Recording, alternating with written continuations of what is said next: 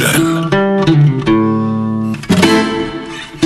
Cultivées pour nourrir les siens ou pour nourrir les autres. Les terres se dégradent, il faut les protéger.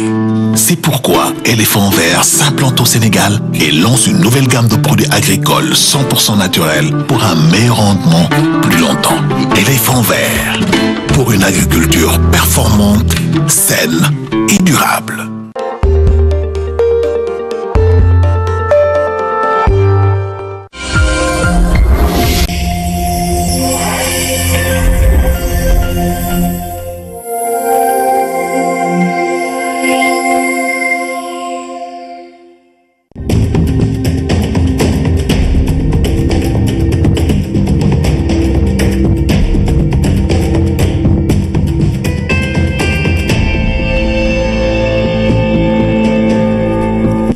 Bonsoir à toutes et à tous et merci d'être au rendez-vous de ce 20h. Voici les titres.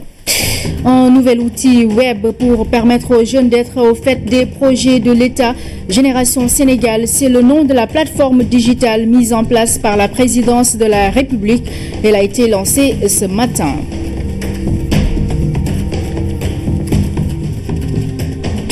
Dans la série Quinzaine de la femme, immersion dans l'univers des femmes éleveurs de moutons de race Ladoum, un créneau porteur saisi par la gente féminine qui n'hésite pas aujourd'hui d'investir des secteurs longtemps dévolus aux hommes. Et puis ce drame aux Parcelles Assainies, 5 membres d'une même famille ont péri dans un incendie ce matin. L'État a dépêché une délégation pour apporter soutien et assistance. Des spécialistes en ORL, le Sénégal en compte juste une quarantaine, très peu donc. C'est pourquoi certains spécialistes à la retraite font dans le bénévolat pour assister les malades. C'est le sujet de la rubrique santé de ce mercredi. Madame, Monsieur, bienvenue dans ce journal que nous démarrons avec le communiqué du Conseil des ministres réunis ce mercredi au Palais de la République. La lecture, c'est avec Omar Diawa. Le président Macky Sall a réuni le Conseil des ministres mercredi 10 mai 2017 à 10h au Palais de la République. À l'entame de sa communication, le chef de l'État présente les condoléances de la nation à la famille des 5 personnes décédées suite à l'incendie survenu le matin aux Parcelles Assainies et demande au gouvernement de prendre toutes les mesures appropriées pour apporter l'assistance psychosociale requise ainsi que le soutien nécessaire à la famille éplorée. Revenons sur la célébration du 137e appel de Seydina Limamoulaye. Le président de la République adresse ses chaleureuses félicitations à la communauté laïenne, au khalife général Serigne Abdoulaye Thiaw Laye et réitère l'engagement du gouvernement à œuvrer sans relâche pour la modernisation des localités et sites religieux de Yoff et Cambérène. Le président de la République remercie également les populations des îles du Saloum pour l'accueil convivial et la grande dignité qu'elles ont manifestée lors de sa visite de condoléances à Bettenty. Il demande au gouvernement de poursuivre l'assistance sanitaire et sociale aux blessés et d'assurer dans les meilleurs délais le recensement ainsi que la prise en charge immédiate des enfants mineurs déclarés pupilles de la nation. Dès lors, le président de la République invite le gouvernement à renforcer la présence des sapeurs-pompiers, le contrôle au niveau des lieux d'embarquement et de débarquement, à veiller au respect des normes de sécurité des pirogues et des voyageurs par l'application stricte de l'obligation du port de gilet de sauvetage dont la campagne nationale de sensibilisation doit être intensifiée. Le chef de l'État invite enfin le gouvernement à engager l'exécution d'un programme de préservation durable des îles et des villes du patrimoine mondial classé par l'UNESCO. Il lui demande dans ce sens d'accroître les investissements publics au niveau des îles, particulièrement des îles du Saloum et de la Basse-Casamance, qui doivent davantage bénéficier, outre de stratégies de désenclavement adaptées, d'infrastructures sanitaires, scolaires, hydrauliques, socio-collectifs et d'une couverture téléphonique appropriée. Rappelons par ailleurs la place primordiale qu'il accorde à l'autonomisation économique des femmes. Le chef de l'État adresse ses chaleureuses félicitations à toutes les femmes du Sénégal à l'occasion de la quinzaine nationale de la femme et engage le gouvernement à amplifier les financements des projets des femmes en tenant compte des indicateurs pertinents de développement humain et des critères d'ajustement favorisant les cibles spécifiques. Dans cette perspective, le chef de l'État demande au Premier ministre d'optimiser les impacts socio-économiques des appuis institutionnels et financiers publics accordés aux femmes et de préparer dans les meilleurs délais la validation et la mise en œuvre d'une nouvelle stratégie nationale d'autonomisation économique des femmes. Abordant la question préventive des conflits sociaux et la protection des travailleurs, le président de la République félicite à nouveau l'ensemble des travailleurs du Sénégal et leurs représentants syndicaux pour leur engagement patriotique dans la consolidation de la croissance économique et du progrès social. Ainsi, appréciant les cahiers des doléances reçus des centrales syndicales le 1er mai 2017, le chef de l'État exhorte le gouvernement et les employeurs à veiller en permanence à l'amélioration des conditions de travail et du pouvoir d'achat des travailleurs, de même qu'à leur épanouissement social. À ce titre, le président de la République rappelle au gouvernement la nécessité d'entreprendre avec les partenaires sociaux, dans le cadre d'un dialogue social renforcé, l'accélération de la généralisation de la retraite à 60 ans, l'actualisation et la modernisation de la convention collective interprofessionnelle, ainsi que la signature de nouvelles conventions dans certaines branches d'activité professionnelle, telles que la sécurité privée, les transports aériens, l'enseignement privé, la communication et les médias, l'agriculture et la boulangerie. Rappelons l'importance primordiale qu'il accorde à la consolidation de la gouvernance des institutions de prévoyance sociale, le chef de l'État demande au gouvernement de finaliser dans les meilleurs délais le plan d'action consensuel de mise en œuvre des recommandations de la deuxième conférence sociale portant sur la modernisation des régimes de retraite et d'engager la mise en œuvre pragmatique d'un plan de rationalisation des systèmes de rémunération des agents des secteurs publics et parapublics avec une priorité, la rémunération axée sur la performance. Par ailleurs, le président de la République demande au Premier ministre d'assurer, en relation avec les syndicats et le patronat, le suivi régulier du paiement des droits des travailleurs des entreprises liquidées ou en liquidation, de même que la situation des entreprises en difficulté. Le chef de l'État a clos sa communication sur son agenda diplomatique en informant le Conseil de sa participation les 3 et 4 mai 2017 à Durban au Forum économique mondial sur l'Afrique et de la visite de travail au Sénégal les 16 et 17 mai de son homologue du Ghana, Nana Addo Dankwa Akufo-Addo. Dans sa communication, le Premier ministre a rendu compte du suivi et de la coordination de l'activité gouvernementale en mettant l'accent sur les conseils interministériels consacrés au retour des pêcheurs de la Mauritanie et à la sécurité alimentaire dans le pays. Le ministre de la Santé et de l'Action sociale a fait le point sur l'inauguration de l'unité de soins ambulatoires aux enfants et adolescents drépanocytaires du Centre hospitalier national d'enfants Albert Royer de Dakar, financé par la Principauté de Monaco, et la célébration de la Journée africaine de la drépanocytose. Le ministre des Affaires étrangères et des Sénégalais de l'extérieur a fait le point de la situation africaine et internationale. Le ministre de l'Agriculture et de l'Équipement rural a rendu compte du déroulement de la campagne de commercialisation arachidière 2016-2017. Le ministre du Travail, du Dialogue social, des organisations professionnelles et des relations avec les institutions a fait le point des statistiques du travail de 2016. Le ministre auprès du président de la République en charge du suivi du plan Sénégal émergent a fait le point sur l'état d'avancement des projets du PSE. Au titre des textes législatifs et réglementaires, le Conseil a adopté le projet de loi modifiant les articles 5, 6, 7 et 9, ainsi que d'ailleurs les articles 13 de la loi numéro 2014-26 du 3 novembre 2014 fixant l'organisation judiciaire. Le projet de loi organique modifiant les articles 75 et 77 de la loi organique numéro 2017-10 du 17 janvier 2017 portant statut des magistrats. Le projet de loi portant création, organisation et fonctionnement des tribunaux de commerce et des chambres commerciales d'appel. Le projet de décret portant application de la loi 2017-07 du 6 janvier 2017 portant dispositif d'incitation applicable dans les zones économiques spéciales. Au titre des mesures individuelles, le président de la République a pris les décisions suivantes. M. Abdourahmane Sow, ancien ministre, est nommé président du conseil d'administration de l'Office des lacs et cours d'eau OLAC. Et enfin, M. Amadou Bokoum est nommé directeur général de l'Office des lacs et cours d'eau OLAC. C'est signé le ministre porte-parole du gouvernement. Voilà, merci à vous, Oumar Diaw. Je le disais en titre, drame aux Parcelles Assainies ce matin. Un incendie a fait 5 morts, tous de la même famille. Un adolescent de 17 ans et ses 4 sœurs. Vague d'indignation des populations et élan de solidarité de la part des autorités. Fatimata Banelba. Parcelles Assainies, unité 17. Le quartier s'est réveillé dans la stupeur et la tristesse. Une fratrie de 5 enfants est morte par asphyxie dans un incident tragique. Sur les visages, il n'y a que de la souffrance. L'état des lieux renseigne sur la promiscuité dans laquelle vivaient les victimes. L'origine du drame reste encore floue, mais des témoins racontent.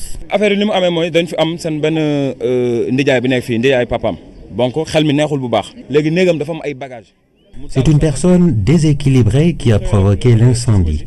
Tout est parti de la bougie qu'il avait allumée dans sa chambre. Les enfants sont morts asphyxiés.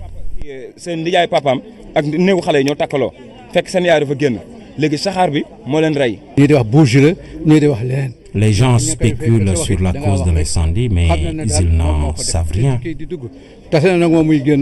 Un élan de solidarité a été noté un peu partout.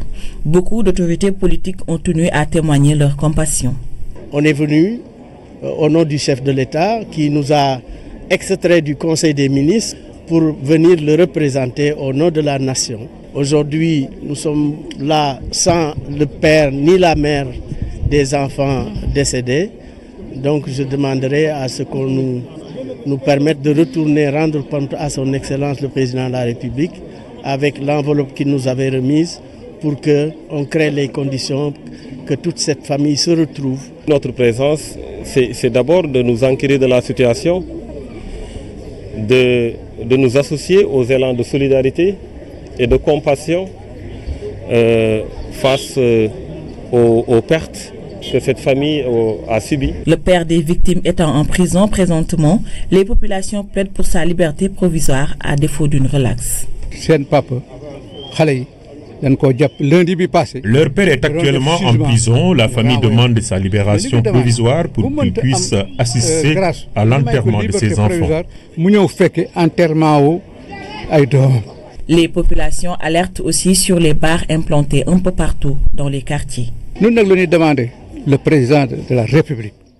Nous réclamons auprès des autorités la fermeture des bars situés à proximité des écoles et des mosquées. Ils constituent une mauvaise influence pour nos enfants. En attendant, les Parcelles Assainies vivent dans la douleur de cette perte cruelle. Les membres de la famille n'ont pour le moment pas voulu se prononcer sur les circonstances du drame.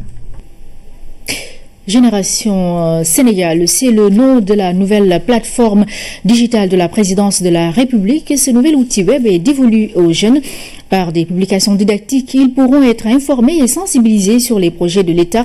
La plateforme Génération Sénégal a été lancée ce matin. Seydina Aline Djigo nous en dit plus.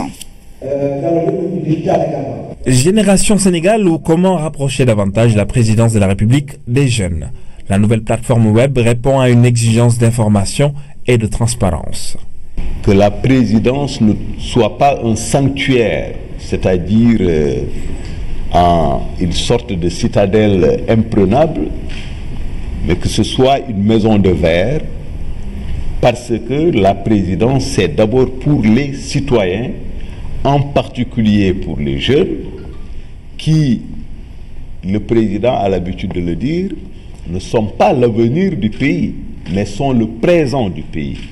Et leur présence se conjugue à l'ère numérique. À leur disposition, il est mis un outil alliant approche ludique et informative, des quiz, des vidéos entre autres, pour les sensibiliser sur les enjeux de l'heure, les mettre au fait des projets de l'État.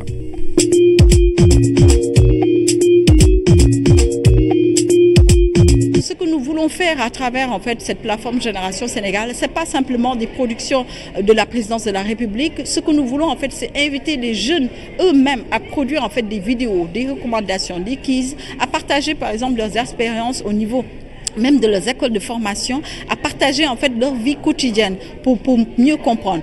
Autre innovation de taille, l'espace numérique mobile. C'est un espace qui accompagne le président de la République lors de ses déplacements. C'est un espace qui nous permet de suivre toutes les actualités de la présidence du Sénégal en temps réel et de pouvoir réagir également à temps réel. comme pour dire que la proximité digitale ne se fait pas sans veille, surtout à l'heure des fake news. Ce projet est sûrement visible sur cette plateforme s'il s'agit des travaux de l'autoroute Ila Touba qui avancent sur les 3 lots du projet, c'est-à-dire Thiès, Bambey et Diourbel. Les populations tirent profit de l'ouvrage. Plusieurs activités commerciales sont menées sur le site. À cela, il faut ajouter l'emploi local, surtout en faveur des jeunes. Notre reporter Lamine Touré nous fait le point. Les plaisirs d'une vie de jeunesse sont à la fois épanouissement physique et familial. Keur Sarabadian est un village paisible où se dessine un projet d'une grande envergure. L'autoroute Ila Touba. Ici, ça file vite, autant que la condition sociale des personnes touchées par l'infrastructure. Moussa Fall, de retour chez lui après un tour dans sa commune, rejoint sa toute nouvelle maison construite en 4 mois seulement. Une partie de mon verger était sur le tracé de l'autoroute. Après indemnisation, j'en ai profité pour construire une nouvelle maison.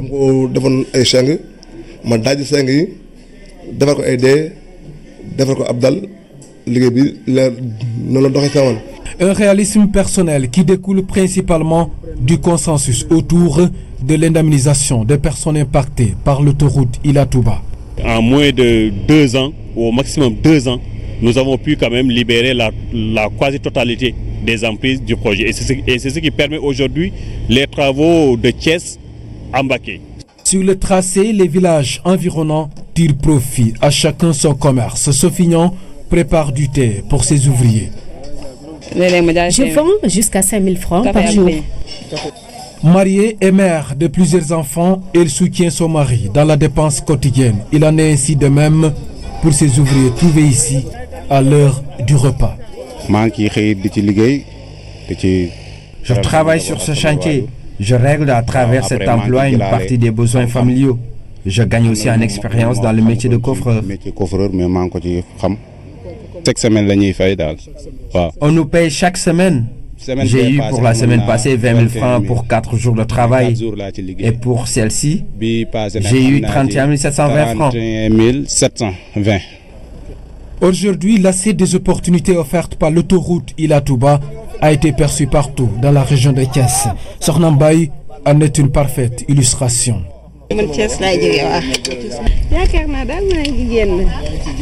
Moi, je viens de Thiès. J'arrive à m'en sortir, même si je ne peux pas faire des économies. Cette route, 2 fois 2 voies, apporte déjà des bienfaits aux populations locales. De l'autre côté, les travaux avancent à grands pas. Le niveau d'avancement qu'on a sur ce site-là à Thiès, c'est le même niveau d'avancement qu'on a sur Bambey et sur Diourbel. Parce que les travaux avancent de façon simultanée. Aujourd'hui, on a réalisé les travaux de terrassement à plus de 60%. Les ouvrages hydrauliques et les passages sont réalisés à près de 80% et les ouvrages d'art sont réalisés à plus de 30%. Donc ça, c'est le niveau d'exécution global du projet. Le décor social de l'autoroute Ila Touba est ainsi campé. Infrastructure toujours au 3e jour de la mission de la revue à mi-parcours. Les chantiers et les ouvrages économiques d'accompagnement ont été visités. Leur état d'avancement assez satisfaisant rassure les principaux bénéficiaires. Au terme de la mission, de cette mission, les constats ont été tirés. Il en ressort une exécution correcte des différentes composantes du projet Piste communautaire en appui au PNDL. Reportage Tcherno Diallo. Sur l'axe Goudiri-Sinthiou-Mamadou-Boubou, tous les quais des départements de Goudiri, et sur l'axe Mabo-Kachot-Djokoul-Melbouk dans le département de Kaffrine, la réalisation de 70 km de pistes rurales sont dans un stade terminal. L'impraticabilité des pistes dans ces localités désormais désenclavées est encore fraîche dans les mémoires. Avant de cette piste, nous pouvons dire que nous ne sentons même pas être sénégalais. Tellement que nous sommes coupés du monde, il n'y avait pas accès aux services sociaux de base. À 70% d'exécution des travaux, la diligence dans le traitement des différentes pistes communautaires va accélérer tous les effets attendus. Pour l'essentiel, à savoir la piste, les 63 km pratiquement ont été approvisionnés et la finition a été faite. Voilà, donc a été faite. Maintenant, il nous reste juste donc de finaliser certains ouvrages. Actuellement, on a fait une 60aine d'ouvrages et il nous reste pratiquement une 15aine d'ouvrages à finaliser. Au terme d'une mission enrichissante en leçons apprises, le tax manager du projet à la Banque africaine de développement se prononce sur les constats de terrain. C'est un projet qui est déjà à un stade très avancé au niveau de décaissement à sa 3e année et demie, ce qui fait une très bonne performance. Les pistes aussi sont très avancées avec un bon nombre de pistes déjà achevées et réceptionnées. Je pense que le projet est sur la bonne voie pour réaliser de très bonnes performances. Cette satisfaction trouve un prolongement du côté du département de la gouvernance locale. Le bilan que je tire de cette revue, c'est qu'elle est très satisfaisante au vu de l'état d'avancement des travaux et au vu de la qualité de ce que nous avons vu. Ce que nous avons remarqué, c'est que les pistes, certes on a réceptionné certaines pistes, même les pistes qui ne sont pas encore réceptionnées, les gens commencent à sentir l'effet de ces pistes sur le plan économique, parce qu'on a entendu les dires des populations, à savoir la mobilité aujourd'hui entre les différentes communes, permet de booster l'économie locale. La trajectoire prise par le PPC PNDL rassure les principaux acteurs territoriaux. Intégrer les techniques de secours dans la formation des ASP, c'est le souhait du directeur général de l'Agence d'assistance à la sécurité de proximité.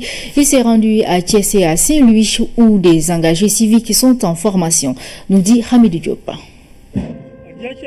Revue des troupes et 1 minute de silence à Bangou. Le directeur général de l'Agence d'assistance à la sécurité de proximité a visité les 380 engagés civiques actuellement en formation. Ici, les volontaires ont appris entre autres modules des techniques de secours d'urgence, une innovation majeure et essentielle pour sauver des vies.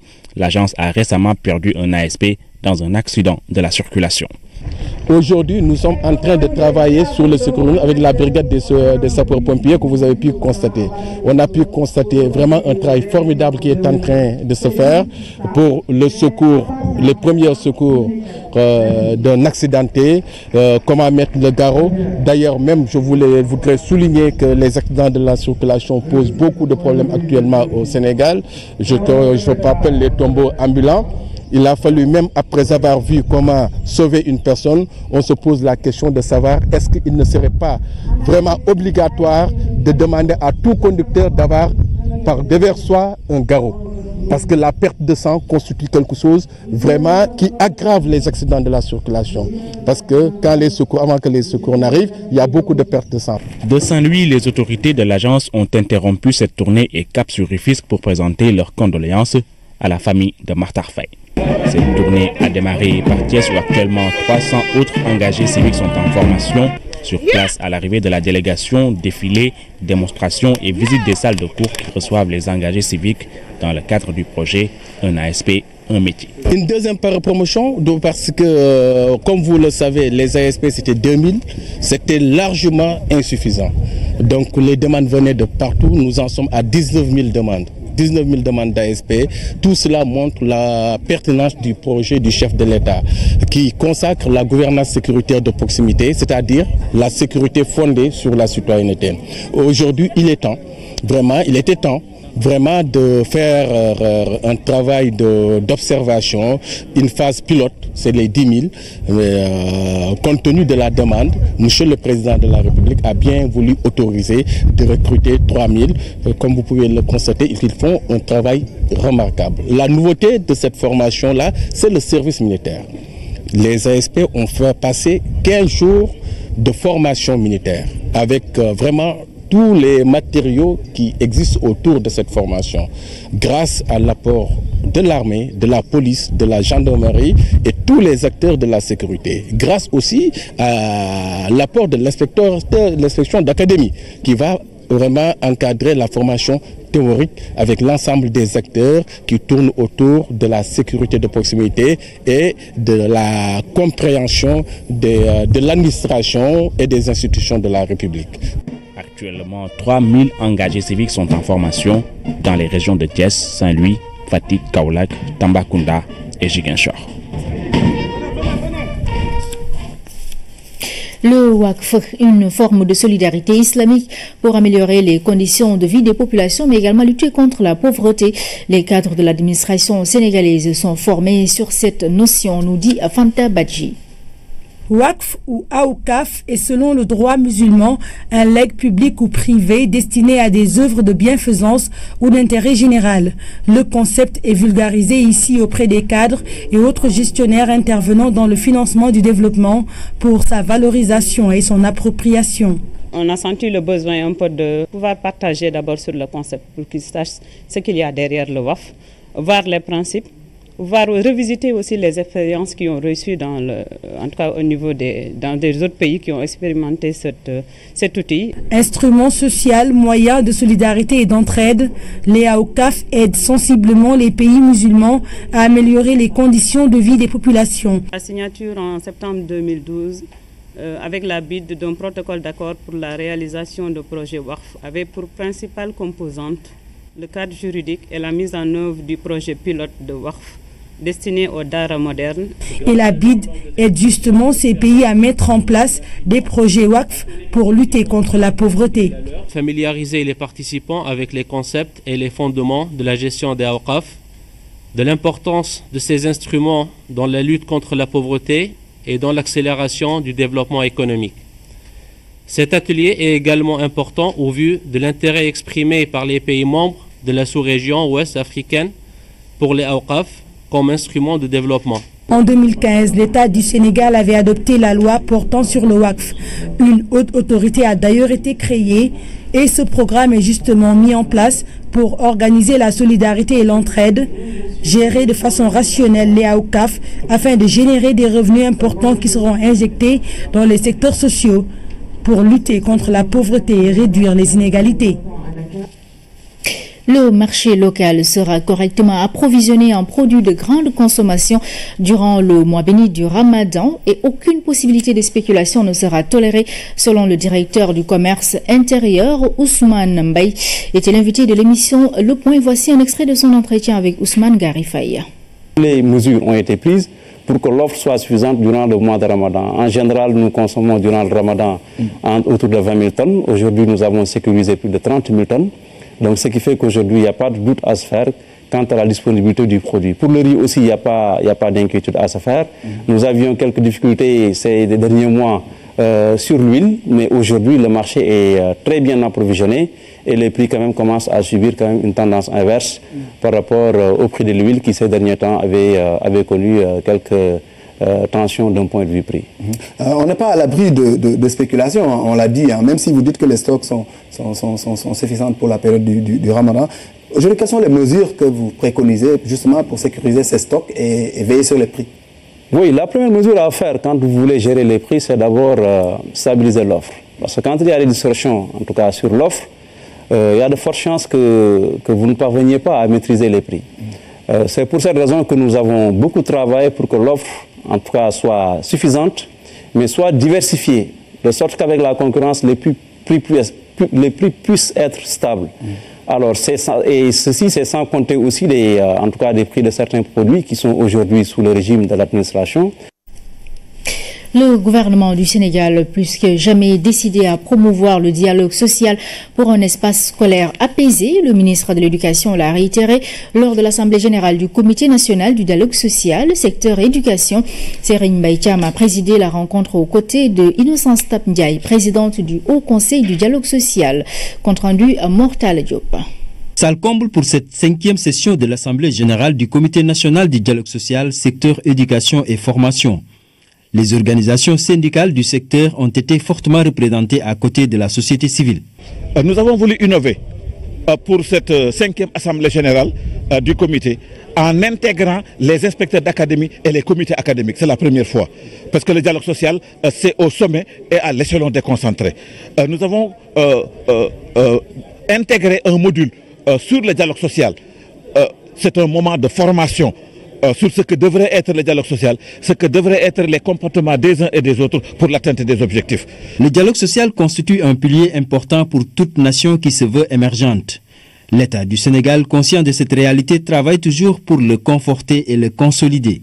Le gouvernement tient à ce cadre du dialogue social dans le secteur de l'éducation, qui contribue dans la prévention et dans la gestion des conflits, aux côtés du Haut Conseil du dialogue social, qui est l'organe tripartite patronat, syndicat, gouvernement au niveau national. Le dialogue social est une nouvelle matière et beaucoup de gens ne comprenaient pas, mais par la formation des acteurs, par une promotion soutenue du dialogue social, je pense qu'aujourd'hui, tous les acteurs concernés et même les populations ont pris en compte cette dimension éminemment importante du dialogue social pour justement une paix durable. À l'issue de cette assemblée générale, un nouveau bureau va être élu. Après 3 ans à la tête de l'organe, Mamadou Diop Castro va passer le témoin à un autre qui sera issu cette fois des rangs de l'administration comme le stipule le règlement. Nous espérons quand même qu'ils sauront choisir la bonne personne, la bonne personnalité, et que celle-ci aussi mettra ses habits de quelqu'un qui vient pour, disons, pacifier l'espace et surtout anticiper. Parce que le dialogue social, c'est l'anticipation. Ce sera quelqu'un qui sera détaché des tâches quotidiennes, de l'administration quotidienne et qui a la légitimité, le parcours, l'expérience professionnelle qui permet de mettre tous les acteurs autour d'une table pour un dialogue social de confiance, un dialogue social efficace. La rencontre a été également l'occasion pour le comité de présenter le guide du dialogue social qu'il a élaboré. Ce fut également le moment pour ce comité de recevoir des cadeaux des mains des partenaires. Nous restons dans le secteur de l'éducation pour parler du démarrage ce mercredi de l'essai départemental à Dakar. L'objectif, c'est de préparer les élèves de CM2 à l'examen du certificat de fin d'études élémentaires prévu au mois de juin. Le CFE blanc va se dérouler sur 3 jours dans les mêmes conditions qu'à l'examen. Koumba Diakhatemar a fait le tour de quelques écoles. Voici son reportage. 10 heures passées aux écoles Eladj Ibrahima Diop et Sakura Badiane de Koloban. L'ambiance est la même. L'heure est à la grande concentration pour ces potaches en plein dans l'essai départemental. L'épreuve de langue et communication est au menu ce matin. Le titre portait sur le beau métier de l'agriculture. C'était facile. Même. On nous a donné des questions pour répondre. Moi, j'ai pu répondre toutes les questions. Les élèves sont venus à l'heure, donc on a commencé à 8 heures. On a commencé par langue, communication, ressources. Et actuellement, on est à langue, communication, compétences. Le CFE blanc, un test grandeur nature, élèves et enseignants sont mis dans les conditions de l'examen. Les élèves, n'est-ce pas, sont dans les centres où ils doivent, n'est-ce pas, composer, et aussi l'équipe pédagogique qui est là et qui doit les encadrer, les surveillants ainsi que les chefs de centre. Donc les épreuves sont confectionnées par l'IEF et, n'est-ce pas, les élèves doivent composer comme à l'examen. Ce CFE blanc, c'est un examen très important parce que ça nous permettra de faire une remédiation pour préparer le CFE national. Quelques difficultés subsistent. Il s'agit des élèves qui ne disposent pas encore d'extrait de naissance. On travaille avec un logiciel qui demande donc un extrait et donc ces enfants n'ont pas d'extrait, mais pour ne pas frustrer les enfants, on leur a demandé donc de composer, mais on a signifié aux parents quand même de tout faire pour avoir l'extrait avant donc l'examen du mois de juin. L'examen du certificat de fin d'études élémentaires aura lieu les 20 et 21 juin prochains. En attendant, le CFE blanc se poursuit jusqu'à vendredi. La correction des copies, elle, a déjà démarré. Bon courage donc à ces élèves. À présent, les échos de la caravane de la quinzaine de la femme. Elle s'est arrêtée dans la région de Thiès. L'étape a été marquée par des visites de terrain et des rencontres avec des groupements de femmes et autres organisations de femmes qui s'activent dans la transformation des fruits et légumes. Des moments de plaidoyer et d'échange sur les différentes politiques publiques en matière de promotion des femmes. Le récit de Pape Bounatiao. Thiès Ben dëkk ñaari gaar traduisait la cité du rail, zone de prédilection des femmes transformatrices grâce à l'abondance des fruits et légumes, des champs à perte de vue visités par la caravane de la quinzaine de la femme, avec à sa tête Maria Massar, ministre de la Femme, de la Famille et de l'Enfance. Forte mobilisation pour partager avec leur père victime des fistules obstétricales, elles ont bénéficié de l'appui et de réconfort en ces moments de communion avec les femmes. La participation des femmes dans la vie économique n'est plus à démontrer dans la région de Thiès, comme en témoigne leur forte implication dans les chaînes de valeur. Vous conviendrez avec moi que les femmes du Cayor ont été toujours les modèles dans les secteurs clés de l'économie nationale, à savoir la pêche et l'agriculture. Leur dynamisme dans les domaines de l'horticulture, du maraîchage et de la transformation de produits halieutiques en est la parfaite illustration. Cet engagement des femmes de la région de Thiès dans le développement augure de belles perspectives en matière d'autonomisation économique. Mesdames, Messieurs, conformément à la volonté de son Excellence, le chef de l'État, M. Macky Sall, d'offrir aux femmes un cadre adéquat d'apprentissage et de renforcement de leurs capacités, le ministère de la Femme, de la Famille et de l'Enfance a consenti des investissements structurants dans la région de Thiès au bénéfice des femmes.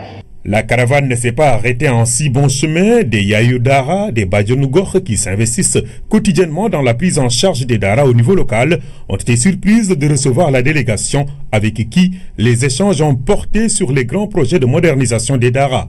D'autres unités de transformation de fruits et légumes ont aussi attiré l'attention du ministre. Ces réalisations contribuent largement à la mise en œuvre du plan Sénégal émergent, d'une part, et d'autre part à l'atteinte de l'objectif 5 du développement durable consacré à l'égalité des sexes et l'autonomisation des femmes. À la cérémonie officielle, le ton est donné avec un espace spécialement dédié à l'exposition des réalisations des femmes, puis place au discours. L'accès à la terre, les unités modernes de transformation, les financements, autant de préoccupations sur lesquelles les femmes sont revenues. Le ministre Maria Massar les a rassurés en réaffirmant l'engagement de l'État à travers la mise en œuvre de l'axe 3 du PSE à mieux outiller les femmes. Dans la série qui accompagne la quinzaine de la femme, ce soir, on s'intéresse à l'élevage donc de moutons de race. C'est un secteur longtemps considéré comme la chasse gardée des hommes, mais aujourd'hui, on y rencontre des championnes. C'est pour ainsi parler des femmes éleveurs de moutons de race ou ladoum, un secteur qui rapporte beaucoup, mais qui demande d'énormes sacrifices et d'investissements. Immersion dans le monde des femmes éleveurs de ladoum, c'est un reportage de Ibrahim Ndonga. Elle a blanchi sous le harnais. À 60 ans, Fatoumata Doumbouya tient un nom et une réputation dans l'élevage des moutons de race.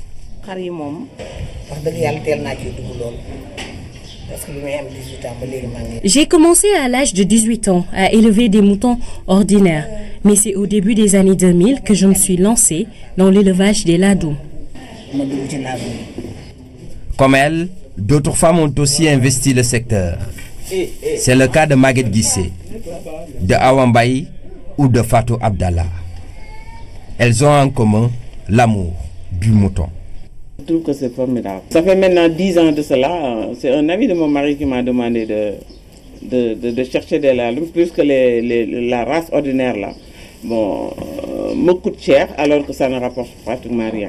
Avec une opération de tabaski que je me suis lancée dans les moutons avant de commencer les ladoum en 2008. Donc tout au début c'était une passion. Ils sont en mesure de bien gérer les bêtes, de bien s'en occuper, Si l'on sait que ces bêtes-là ont besoin de beaucoup d'attention, beaucoup de tendresse et beaucoup d'une très bonne gestion, quoi. Ces 3 dames sont membres de l'Alliance pour le développement et l'amélioration des moutons de race, une association au sein de laquelle elles sont citées en exemple. Absolument, elles sont des modèles dans l'élevage dans la mesure où elles sont quand même au sommet. Elles sont au sommet de notre filière. Aujourd'hui, si on devait classer les meilleurs éleveurs ladoum, elles figureraient parmi les 20 premiers ou bien les 10 premiers. Donc ça veut dire que c'est des modèles. Machallah. À l'image de Fatoumata Doumbouya, les autres femmes aussi sont des modèles. Je ferai de mon mieux